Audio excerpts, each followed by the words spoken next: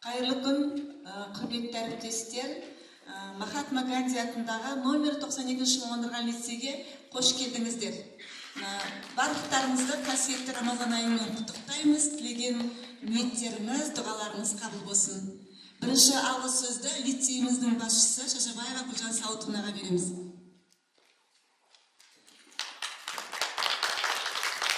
Қайырлы күн, құрметті әріптестер. Құрметті әріптестер, бүгінгі мына біздің лицейіміз математика, физика, химия, биология, IT мамандықтары бойынша тереңдетіліп оқытылатын лицей, 92-ші мамандандырылған лицей Махатма Ганди атындағы бәрлеріңізге белгілі. Лицейімізде жалпы 89 мұғалім бүгінгі таңда жұмыс істейді. Осы 89 мұғаліміміздің ішінде жаңа өздеріңізге барлық орта жасымыз биыл 36, яғни жастар өздеріңізге белгілі бүгінгі семинардың тақырыбына байланысты табысты авторлық бағдарлама практикалық дағдыларды жүзеге асыру тәжірибесі атты тақырыбындағы қалалық семинарға келіп отырсыздар. Жалпы сабақ беру үйреншікті жай шеберлік емес, ол үнемі жаңаны табатын өнер деген екен. Жүсіпбек Аймауов әріптестер, енді бағдарламамен қысқаша түрде таныстырып өтейін. Сіздерге алдарыңызға таратылып берілді. Мұнда 3 түрлі светпен, өйткені қазір бірінші негізгі бөлімнен кейін 3 секцияда, яғни бірінші секция осы мәжіліс залында ғылыми жаратылыстану бағыты бойынша, екінші секция математика информатика бағыты бойынша, және үшінші секция қоғамдық гуманитарлық бағыты бойынша әр кабинетте әрқай жалғастырылады. Элективті курс бағдарламасы немесе қалай жазылады, оған қойылатын талаптар қандай? Яғни ол оқу бағдарламасының элективті курстың мазмұны мен ресімделуіне қойылатын талаптар қатаң түрде сақталуы керек. Яғни ол екінші, үшінші қосымшада көрсетілген ұсынылатын материалдардың саны мен талаптары болып табылады. Және авторлық бағдарламаның сараптамалық бағалау критерийлері сақталуы керек. Яғни оқу процесіне бағдарламаны енгізу үшін жоғары оқу орнының тиісті бейіндегі бір немесе 2 ұсынысы және осы бағдарламаны сараптамадан өткізген бір мұғалімнің ұсынысы болуы қажет. Барлығы кем дегенде 2 ұсыныс болуы тиіс. Ұсыныстар әр бағдарламада жеке беріледі және ұсыныс беруші білім беру ұйымының жоғары оқу орны немесе мектеп мөрімен міндетті түрде бекітіледі. Құрметті әріптестер, енді осы бағдарламаның құрылымы бойынша мен сіздерге қысқаша түсінік беріп кетемін. Ең бірінші түсінік хат. Бізде авторлық бағдарламада көбінесе біз түсінік хатты дұрыс жазбаймыз, сол себепті авторлық бағдарламалар бізде қайтарылып жатады. Енді жалпы түсінік хат бізге не үшін қажет? Ең бірінші біз бұл авторлық бағдарламаны не үшін әзірлеп жатырмыз? Яғни бұл авторлық бағдарлама бізге қажет пе деген сұрақты қоюымыз керек. Және бұл қазіргі оқу сапасына көрсеткішіне әсер ете ме, жоқ па, сол сұрақтарға жауап бере алуымыз керек. Жақсы, рахмет. Онда келесі бойынша енді секциямен қазір бөлінеміз. Ғылыми жаратылыстану осы жерде қалады. Сіздермен осы семинарды бастамас бұрын бір жаттығу жасап алайық. Енді мына жаңа семинарда теоретический дейді ғой, білім алдыңыздар, тыңдадыңыздар. Енді мына алдында қонжықтар тұр ғой, қонжықтарға қазір жаза қойсаңыздар, қысқа етіп, сіздердің ойларыңызда қазір не тұр? Біреу жаңағы мектепте мынандай жұмыс бар еді деп ойлап отырсыздар, анда бару керек еді, мұнда бару керек еді, ананы жасау керек еді деген сияқты. Әйтеуір бір ойларыңыз болып тұр, немесе жаңа авторлық бағдарламаға тақырып таңдап жатсыздар ма? Не ой бір сөйлеммен жеткізсеңіздер? Не ой болып тұр, не ой мазалап тұр? Қорықпаңыздар, оқымаймын, анонимно. Сондықтан действительно не сізді мазалап тұрған жазсаңыз болады. Анаған ақша өткізу керек еді, ана Каспиге беру керек еді, бұмыз кредит төлеу керек еді деген сияқты. Көп қой проблемамыз, Ана үйдегі ана холодильникке, морозилке етін шығарып кетпеппін, тезірек тамақ жасар едім деген сияқты. Дәл қазіргі ойыңызды жаза қойыңыз. Бір сөйлеммен, бір сөзбен жазсаңыз да болады. қандай ой мазалап тұр сізді? Жазып қойдыңыз ба?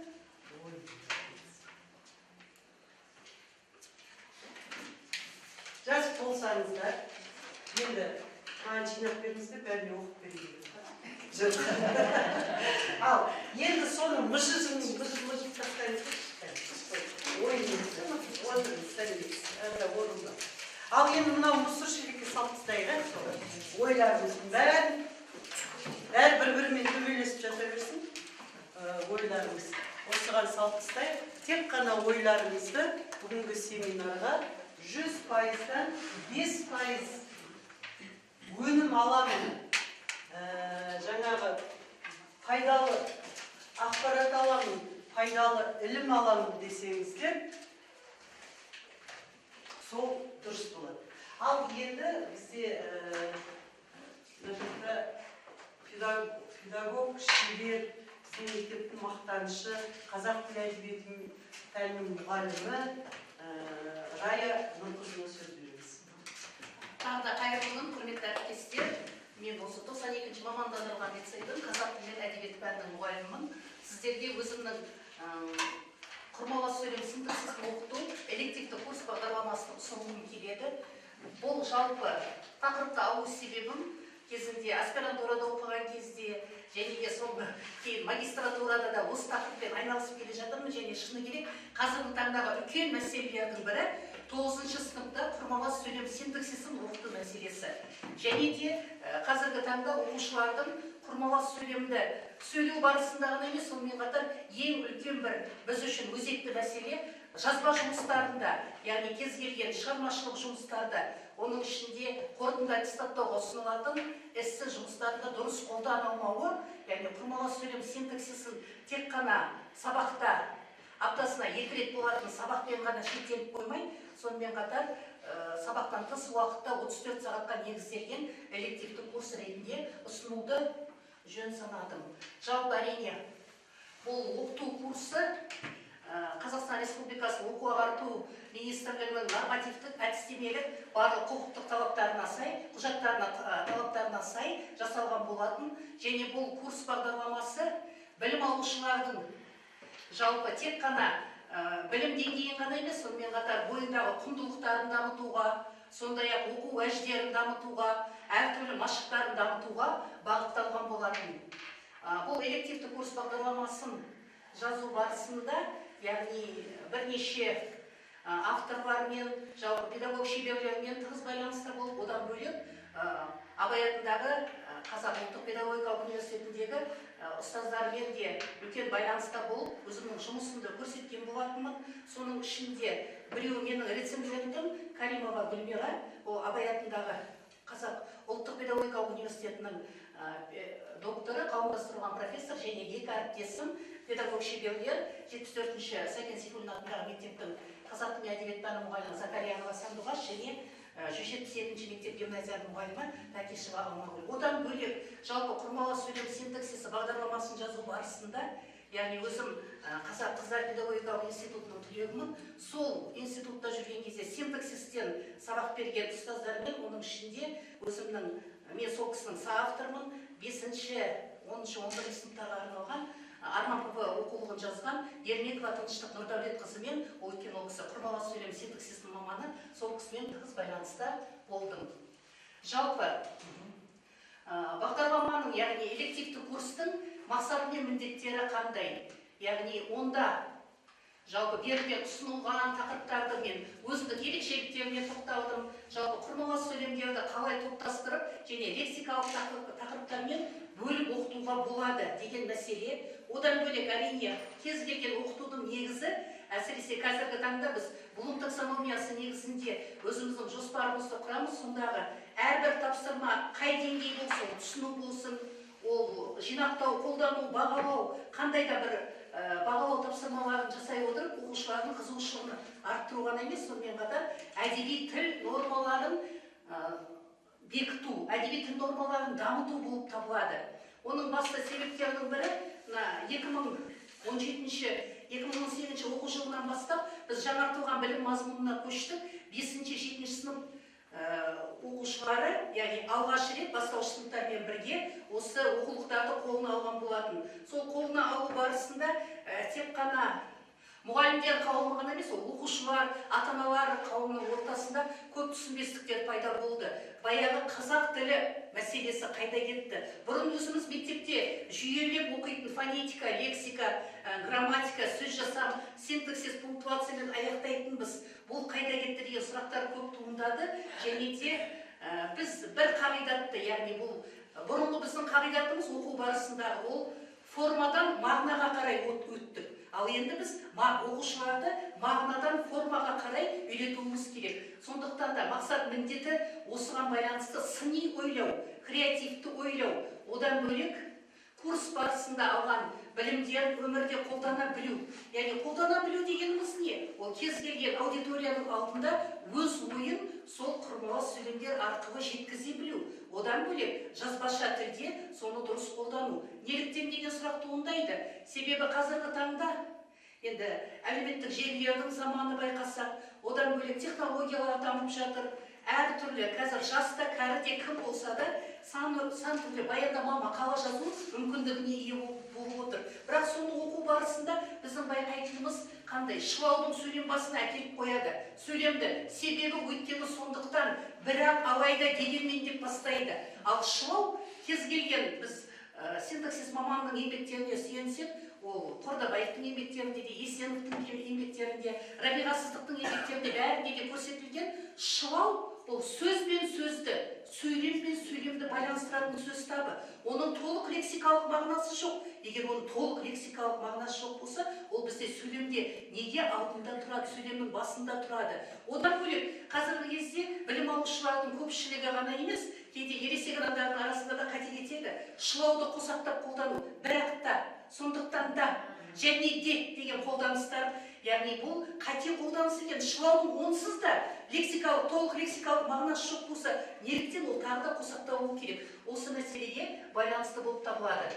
Сонымен қатар міндеттері, яғни ұлттық құндылықтарға бағытталған тақырыптарды оқыту арқылы әрине оқушылардың ойын жетілдіру, дүниетанымдарын кеңейту басты мәселе болды. Және де қазіргі таңда мұғалім ретінде арамызда қазақ тіл мұғалімдері отырғанша қазіргі кезде балалардың сауаттылығы өте төмендеп бара жатыр. Және былтырғы оқу жылынан бастап 5-7 сынып оқушыларына бөлім бойынша жиынтық бағалауды диктант және мазмұндама түрінде алуды ең қолдағандардың қатарында мен бармын. Қазіргі мен көбінесе бұрын жоғары сыныптарға сабақ бердім. Биыл ғана 5-ші сыныпта алдым да қазір қазақ тілінен диктант жаздыртамын. Сол диктанттың өзінен көп нәрсені аңғаруға болады. Әдебиеттен мазмұндама жаздыртамын. Бастауыштан келген оқушылардың бұл жазылым дағдысы өте төменгі деңгейде екендігін көрсетеді. Біз қазір көбінесе мынадай мәселені бір нәрсені ерекше болып көрсетеміз. Ашық сабақтар арқылы, тағы да көрсету арқылы, бірақ қарапайым жұмыстарымыз көрінбей қалады. Сол қарапайым жұмыс біздің бөлім бойынша жиынтық бағалау, 90-дық жиынтық бағалаудағы оқушының каллиграфиясынан бастап өз ойын сауатты жеткізу болып табылады. Енді бағдарлама өзекті ме? Әрине, құрмалас сөйлем синтаксисі өзекті болуы мүмкін бе? Ол өзі грамматикалық тараптан әбден зерттелген тақырып деп айтасыздар. Әрине өзекті. Яғни тек қана қазіргі таңда керемет бір тақырыптар ұсынылады ғой ма авторлық бағдарламаға? Көбінесе құндылықтарға, тарих пен тілдің интеграциясы, болмаса әдебиет пен тарихтың интеграциясы сияқты. Бірақ мен ерекше алған себебім, өткен мен ұзақ жылдар осы сабақты 30 жылдан астам еңбек өтілімде мен сол жоғары сыныптарға сабақ беремін. Құрмалас сөйлем синтаксисі мен үшін үлкен бір маңызға ие болып тұрғандықтан, яғни білім алушылардың қай дағдысы тіліміздегі 4 дағдында ол айтылым мен тыңдалым, жазылым, оқылым және әдеби тіл нормаларын меңгерту барысында үлкен мәнге ие болу үшін мен осы оқушылардың машығын дамытуға өзекті деп есептедім. Енді курсты оқыту барысында білім алушылар әрине қазіргі кезде 4К моделі арқылы оқушылардың кооперация жасай білуі, яғни командада әріптестік жұмыс жасай алуы, одан бөлек оқушылардың коммуникациясы, тілдік қарым-қатынасы, креативті және сыни ойлауына да мүмкіндіктер беріледі. Қай кезде? Яғни сол құрмалас сөйлем синтаксисін лексикалық тақырыптармен байланыстыру кезінде ол бізде жүзеге асады. Жаңа менің әріптесім айтып өтті мәжіліс залында, яғни біздің бөліктер тұрақтылау мазмұндық бөлім, нормативтік бөлім және ақпараттық бөлім екенін атап өткен болатын. Әрине оның 4 бөлікке бөлінетінін атап өтті. Дәрістердің, тәжірибелік сағаттардың қалай бөлінетінін біз енді 34 сағатта негізделген, оны 68 сағатта негіздеуге болады.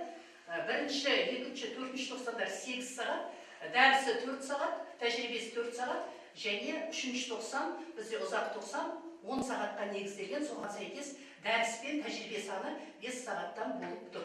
Оны 4 сағаттан қылып, оны қайтадан істеуге болады. Қайталау тапсырмасы ретінде де ұсынуға болады. Мысалы, мен барлығын айтпаймын. Бірінші бөлімде жалпы құрмалас сөйлем синтаксисі деген не? Оның табиғаты қандай? Ол қалай басталды? Ахмет Байтұрсынұлы еңбегінен бастау алады. Оның зерттеу нысаны, құрмалас сөйлемнің құрамындағы сөйлемдер қалай байланысады? Қандай шылаулар қолданылады? Ұласпалы интонацияның, яғни интонациялық реңктері қалай қолданылады?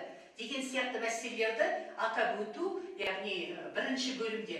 Одан бөлек әрине қандай әдіс тәсілдер арқылы оқу бағдарламасында, яғни үлгілік, деп айтатын едік қой, үлгілік оқу бағдарламасында көрсетілген оқу мақсаттары қалай жүзеге асады. Мысалы, бірінші тақырып тәуелсіз Қазақстан болса, екінші тақырып тәуелсіз Қазақстанның табыстары деген тақырыпқа тоқталған кезде, еркін жазу әдісімен құрмалас сөйлемнің анықтамасын, яғни өздері шығара алады, яғни екі сөйлемден тұратын ең басында алады бұл ақпаратты. Сол арқылы еркін жазба арқылы өзінің ойын жеткізу. Одан бөлек пікір, себеп, мысал, түйін әдісімен де мақала тезистерінің құрылымымен, яғни бұл оқу мақсатында көрсетілген жанрлық ерекшеліктерін ажыратып бастайды. Бұл бастапқы сабақтар. Неліктен? Себебі мынадай күрделі шығармаларды, күрделі туындыны, мақаланы жазу үшін, эссені жазу үшін, әртүрлі жанрдағы мәтіндерді жазу үшін, әрине оның құрылымы, оның жанрлық ерекшеліктері, тілдік құралдары негізге алына отырып, біз содан құрмалас сөйлемдерді құрастыру мүмкіндігін аламыз. Яғни барлық бөлімдер бойынша мен көрсетіп қойдым. Екінші бөлімде салалас сөйлемнің түрлері, оның қолдану аясы. Үшіншісі бөлімде бізде сабақтас құрмалас сөйлемді көрсеттім. Және төртінші бөлімде пунктуация мәселесі. Себебі қазіргі таңда сол әлеуметтік желіде газет журнал оқу барысында, тағы да өзіміздің әріптестердің шығарған жинақтарын оқу барысында тыныс белгісі мәселесіне егер ересектер назар аудармайтын болса, жас балалар, білім алушылар ол тыныс белгісін қалай болсын солай қолданады деген ой келеді. Мысалы, мынадай мысал келтірсем, шылаудан кейін үтір қою, сөйлемнің басына алып келеді, одан кейін үтір қояды. Бірақ дейді үтір қояды, сондықтан деп үтір қояды. Оның, яғни онда қойылған ешқандай грамматикалық негіздемесі жоқ. Ал грамматикалық негіздемесін қайдан табамыз? Құрмалас сөйлемдердің тыныс белгілері тақырыбынан. Яғни салалас сөйлем, сабақтас сөйлем, аралас сөйлем, көп құрамды салалас пен көп бағыныңқы сабақтастың өзінің тыныс белгілері. Әрине бұл жерде ерекше тоқталатын салаластың тыныс белгілері, себебі ондағы үтір сызықша, одан кейін қос нүкте деген сияқты тыныс белгілеріне ерекше тоқталуымыз керек. Бұның бәрін тұрақтылау мазмұндық бөлімде көрсеткен болатын. Оны әдістер арқылы көрсеттім. Енді күтілетін нәтиже қандай? Яғни бұнда күтілетін нәтиже, элективті курстың ең басты мәселесі. Яғни біз осы жұмысты жазу арқылы авторлықты іске аса ма, аспай ма деген ой келеді ғой. Сонда, яғни оқу бағдарламасы бойынша оқушылардың мәтіндері мен жұмыс жасау дағдысы, тыңдалым, айтылым, оқылым, жазылым тапсырмаларын орындау арқылы коммуникативтік қарым-қатынас орнатылуы. Яғни қарым-қатынас орнатудың ең үлкен тәсілі білесіздер, ол диалог, диалогқа түсу. Сол диалогтың өзін қалай қолданамыз? Диалогтың өзі креативті ойлауға және сыни ойлауға дағдыландыратыны белгілі. Және әртүрлі жанрдағы мәтіндерді жазуда құрмалас сөйлемдердің түрлерін ұтымды қолдану. Әсіресе эссенің сан алуан түрлері бар, 9-сыныпта өткен кезде. Анықтамалық, сипаттамалық, салыстырмалы, аргументті, дискурсивті, сол кезде қандай құрмалас сөйлемдерді қолдана біледі, соны үйренеді деген сөз. Яғни себеп пен салдарды, мақсатты түсіндіру деген сияқты мәселелерді түсінеді деген сөз. Яғни оқушылардың тек қана ауызша функционалдық сауаттылығы ғана емес, біз үшін өте маңыздысы жазбаша сауаттылығы артады. Одан бөлек әрине сабақ болғандықтан, оның арнайы ақпараттық бөлімде қойылатын балдары көрсетілген болғандықтан, яғни оқушылардың әдеби теориялық білімі толығып қана қоймай, қалыптастырушы және жиынтық бағалау жүзеге асырылады. Ең түйіні бұл жерде менің күтілетін нәтиже, әрбір әріптесте де солай болу керек, қорытынды аттестаттау. Бізде 9-11 сыныпта эссе жасатпау бар, солай ғой. Одан бөлек білім алушылардың жетістіктерін бағалауға дайындық іске асырылады, яғни МОДО. Біз грамматиканы ысырып тастағанмен, МОДО келген кезде не болады? Қайттан грамматика келеді тесттің ішінде. Мәтіннен бөлек, оқу сауаттылығынан бөлек. Сондықтан бұған да назар аударамыз. Яғни бұл бізде нормативтік бөлімнің белгілері, өзінің арнайы оқу мақсаттары, үлгілік оқу мақсатынан алынған, одан бөлек ол білім өнімі қандай болу керек. Білім өнімді оқу әдістемесі арқылы да көрсетуге болады. Яғни оқу мақсатынан алынған